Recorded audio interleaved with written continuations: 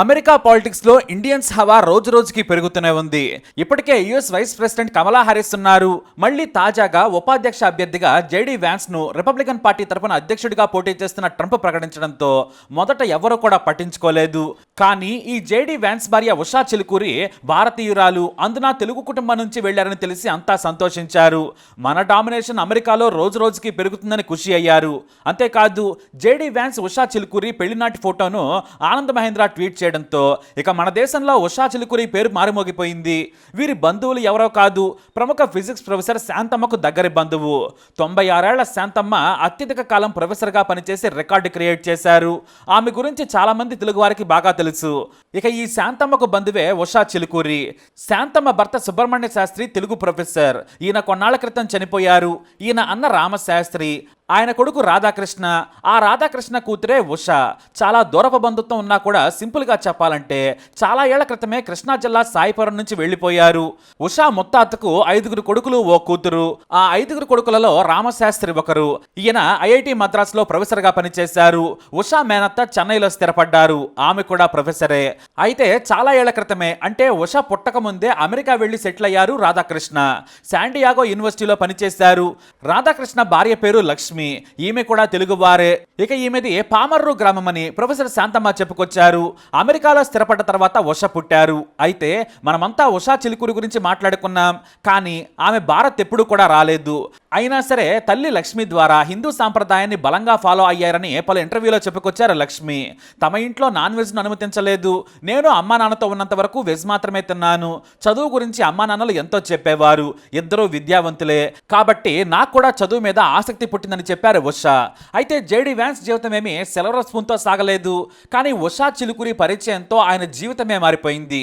ఎందుకంటే ఆయన తల్లి బేవ్ వ్యాన్స్ డ్రగ్స్ కు బానిసైంది. దీంతో బాల్యం ఎంతో కష్టంగా మారింది. కానీ తన అమ్మమ్మ మాత్రం ఎంతో ప్రేమగా పిల్లలను పెంచింది.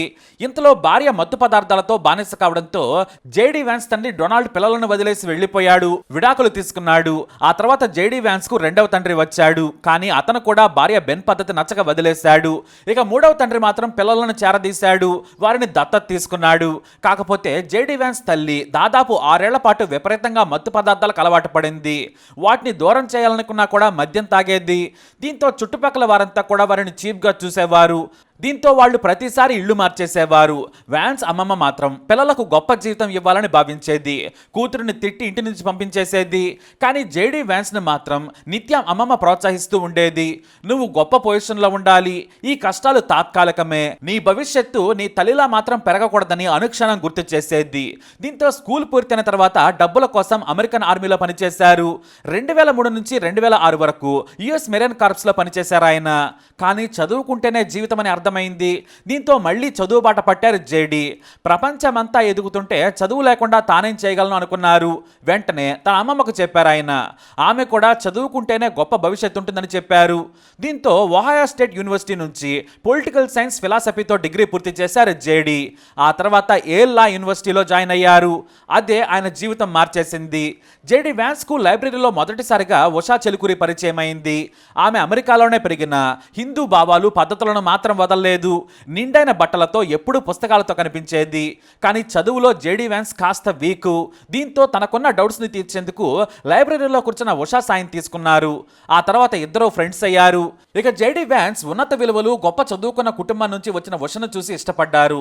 నాకంటూ గొప్ప జీవితం లేదు, కానీ అమ్మంటే ప్రాణం, అమ్మమ్మ లాంటి గైడ్ ఉన్నారనుకునేవారు. అప్పుడే ప్రపంచ సాహిత్యాన్ని పరిచయం చేశారు ఉషా. జేడీ వ్యాన్స్ లోని అమాయకత్వం ఉషకు నచ్చింది. ఏమీ తెలియకపోయినా సరే మొహమాటం లేకుండా అడిగేసేవారు. ఆమె కూడా వెటకారం చేయకుండా పద్ధతిగా ఎంకరేజ్ చేస్తూ చెప్పేవారు. ఇద్దరూ కష్టపడి ఏల్ లా యూనివర్సిటీ నుంచి 2013లో డిగ్రీ అందుకున్నారు. అప్పుడే మొదటిసారి ఒక లా సంస్థలో ఇంటర్వ్యూకి వెళ్లారు. అక్కడ తన ప్రొఫెసర్ ఒక పార్టీకి ఆహ్వానించారు. అది పెద్ద హోటల్లో పార్టీ. పెద్ద పెద్ద లా సంస్థల అధిపతులు, పేరున్న లాయర్లు వచ్చారు. నీకు ఎవరినైనా పరిచయం చేసి జాబ్ ఇప్పిస్తాను, నీకు నువ్వుగా నిరూపించుకుంటే ఫస్ట్ శాలరీనే ఏడాదికి $30,000 వస్తుందని ప్రొఫెసర్ చెప్పారు. హుషారుగా అక్కడికి వెళ్లారు. తన ప్రొఫెసర్ పరిచయం చేస్తే జేడీ వ్యాన్స్ ఓ పేరున్న లాయర్ దగ్గరికి వెళ్లి కూర్చున్నాడు. అక్కడ టేబుల్ మీద రకరకాల పదార్థాలు పెట్టారు. 5 రకాల స్పూన్స్ కూడా పెట్టారు. ఆ కటలరీ ఏంటో ఆయనకు అర్థం కాలేదు. వెంటనే ఉషకు ఫోన్ చేశాడు. ఈ స్పూన్ను నాకు ఎలా వాడాలో తెలియడం లేదు, వైట్ వైన్, రెడ్ వైన్ ఇచ్చారు, నేను వైట్ వైన్ తీసుకున్నాను, ఆ స్పూన్ను ఎలా వాడాలో చెప్పాలని ఫోన్లో అడిగాడు. ఇక ఉష ఏ పదార్థానికి ఏ స్పూన్ వాడాలి, ఎలా పట్టుకోవాలో చెప్పి ధైర్యం చెప్పేశారు. నీకు భయంగా ఉంటే కాసింత తిని మాటల్లో పెట్టి 2-3 సిప్స్ వైన్ తాగు, ఆ తర్వాత వదిలేసే అని చెప్పింది. దీంతో ధైర్యం తెచ్చుకొని మరి జేడీ వ్యాన్స్ ఆ రిచ్ టేబుల్ పై మొదటిసారి తన గర్ల్ ఫ్రెండ్ ఉషా చెప్పినట్లుగానే స్పూన్స్ వాడాడు. అయితే ఆ ఇంటర్వ్యూలో సెలెక్ట్ కాలేదు. కానీ ఆ తర్వాత అదే పెద్ద సంస్థ పిలిచి మరీ ఉద్యోగం ఇచ్చింది. కానీ ఇంతలో తల్లి చనిపోవడంతో వ్యాన్స్ కి ఏమీ అర్థం కాలేదు. అప్పుడే ఉష చేయందించింది. ఇద్దరు 2014లో పెళ్లి చేసుకోవాలనుకున్నారు. కానీ మొదట ఉష తల్లిదండ్రులు భయపడ్డారు. ఎందుకంటే జేడీ ఒక మత్తు పదార్థాలకు బానిసైన కొడుకు, 3 తండ్రులున్నారు, అమ్మమ్మ పెంపకంలో పెరిగాడు, సోదరి హోటల్స్ లో పాత్రలు క్లీన్ చేస్తూ బతుకుతోంది, పైగా క్రిస్టియన్. ఈ విషయంపై తర్జన భర్జనలు పడ్డారు. కానీ తండ్రి రాధాకృష్ణ, తల్లి లక్ష్మిలను ఒప్పించారు ఉష. ఇటు జేడీ కూడా వారి బాధను అర్థం చేసుకున్నారు. నేను అమెరికన్స్ లా పెళ్లిని చూడను, నా ప్రాణం పోయే వరకు ఉషను విడిచిపెట్టను. నాకు మద్యం అలవాటుంది, కానీ చాలా రేరుగా తీసుకుంటాను. మెరైన్ గా ఉన్నప్పుడు నాకు అలవాటైంది. నాకు ఉషనిచ్చి పెళ్లి చేయమని తెలుగు సినిమా హీరో అలా అడిగాడు. ఇక ఇద్దరు లా గ్రాడ్యుయేట్స్ కావడంతో చివరకు ఒప్పుకున్నారు. తన దగ్గరి బంధువులను పిలిచి జేడీ వ్యాన్స్ హిందూ సాంప్రదాయంలో పెళ్లి చేసుకున్నారు. తన ప్రియురాలి కోసం క్రిస్టియన్ పద్ధతిలోకి వెళ్లలేదు, కానీ క్రిస్టియన్ గానే చర్చికి వెళతాడు. ఇటు భార్య హిందూ పద్ధతులను సంస్కృతులను గౌరవిస్తాడు. 2014లో పెళ్లి తర్వాత భార్య ఉషా సలహాతో రచయితగా మారారు ఆయన. తన పుట్టుక నుంచి తన తల్లి ఎలా మద్యానికి బానిసైంది, తన చదువు కష్టం, లా యూనివర్సిటీలో ఉషతో ప్రేమను ఓ పుస్తకంగా రాశారు. భార్య ఉషా ప్రోత్సాహంతో హిల్ బిల్లీ ఎలగే అనే బుక్ రాశారు. పుట్టినప్పటి నుంచి ఉషతో ప్రేమ వరకు రాసిన ఈ బుక్ సూపర్ హిట్ అయింది. న్యూయార్క్ టైమ్స్ టాప్ సెల్లర్ గా రికార్డు క్రియేట్ చేసింది. దీన్ని మూవీగా కూడా తీశారు. ఆస్కార్ డైరెక్టర్ రాన్ హోవార్డ్ దీన్ని తీశారు. లెజెండరీ నటులు Glenn Close, Amy Adams, Gabriel, Haley బెన్నెట్లు నటించారు. నెట్ఫ్లిక్స్ లో కూడా ఇది సూపర్ హిట్ అయింది. అయితే తాను లా ఛానల్ కు డైరెక్టర్ గా ఉన్నప్పుడు ఒక సెనేటర్ దగ్గర పనిచేశారు ఆయన. ఆయన వల్ల రాజకీయాలపై ఆసక్తి కలిగింది. ఇటు ఉషా సంసార బాధ్యతలను తీసుకున్నారు. 3 పిల్లల రెస్పాన్సిబిలిటీని చూసుకుంటూనే లా ఫర్మ్ లో పనిచేస్తూ లా జర్నల్ కు ఎడిటర్ గా పనిచేస్తూ చేయందించారు. అలా మెల్లిగా జేడీ వ్యాన్స్ ఏకంగా ఒహాయో సెనేటర్ గా ఎన్నికయ్యారు. తన వాగ్దాటితో అమెరికా ప్రజల మనసును గెలుచుకున్నారు ఆయన. రిపబ్లిక్ పార్టీ తరపున ఇల్లీగల్ మైగ్రేషన్ నుంచి డ్రగ్స్, కరోనా వరకు అన్నింటిపైన తన భావాలను చెప్పేవారు. అలా డొనాల్డ్ ట్రంప్ మనసును కూడా గెలుచుకున్నారు. వ్యాన్స్ ను రిపబ్లిక్ వైస్ ప్రెసిడెంట్ గా ప్రకటించిన తర్వాత తన భార్య ఉషా గురించి గొప్పగా చెప్పారు ఆయన. నేను ఈ స్థానంలో ఉన్నానంటే నా భార్య ఉషానే కారణం. నేను ధైర్యం కోల్పోకుండా ముందడుగు వేసేలా ప్రోత్సహించారు. నా చదువు నుంచి నేటి ఈ పొజిషన్ వరకు అన్నిటికీ ఉషనే కారణమని చెప్పారు ఆయన. నా భార్య హిందువు, ఆమె తన సంప్రదాయాలను పాటిస్తుంది, నేను క్రిస్టియానిటీని పాటిస్తాను. ఇంకా చెప్పాలంటే మా మధ్య మతం అడ్డు రాలేదు. అది పెద్ద విషయం కాదు. మాకు మా జీవితాలు ముఖ్యం, కానీ ఎవరి ఇష్టం వారిదే. గౌరవం ఇచ్చిపుచ్చుకుంటూ జీవితంలో ముందుకు సాగుతున్నామని చెప్పారు. ఇక అలానే జేడీని వైస్ ప్రెసిడెంట్ అభ్యర్థిగా ప్రకటించగానే ఉష కూడా ఎంతో సంతోషించారు. నాటి ప్రయాణాన్ని గుర్తు చేసుకుని నా కోసం హిందూ పద్ధతిలో పెళ్లి చేసుకున్నాడు జేడీ. మా అమ్మ నుంచి వెజిటేరియన్ వంటకాలు నేర్చుకున్నారు.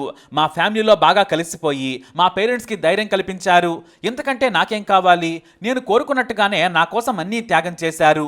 గొప్పగా బ్రతకాలన్న తన ఫిలాసఫీకి దగ్గరయ్యాడని ఎమోషనల్ అయ్యారు ఉష. ఎందుకంటే నేను పెరిగిన వాతావరణం వేరు. జేడీ వ్యాన్స్ కు తల్లి తండ్రి మద్దతు లేదు, అయినా కష్టాలను దాటుకుంటూ ఎదిగారు. ఇదే కదా జీవితం. తన అమ్మమ్మ కోరుకుంటున్నట్టుగానే గొప్ప స్థానంలో ఉండాలనే పట్టుదల ఇక్కడి వరకు తీసుకొచ్చింది. అతని కష్టమే ఈ విజయానికి కారణమని చెప్పారు ఉష. అయితే JD Vance US vice president గా గెలిస్తే ఈసారి మిసెస్ వైస్ ప్రెసిడెంట్ గా మన ఇండియన్ మూలాలున్న మహిళలను చూడబోతున్నామన్నమాట.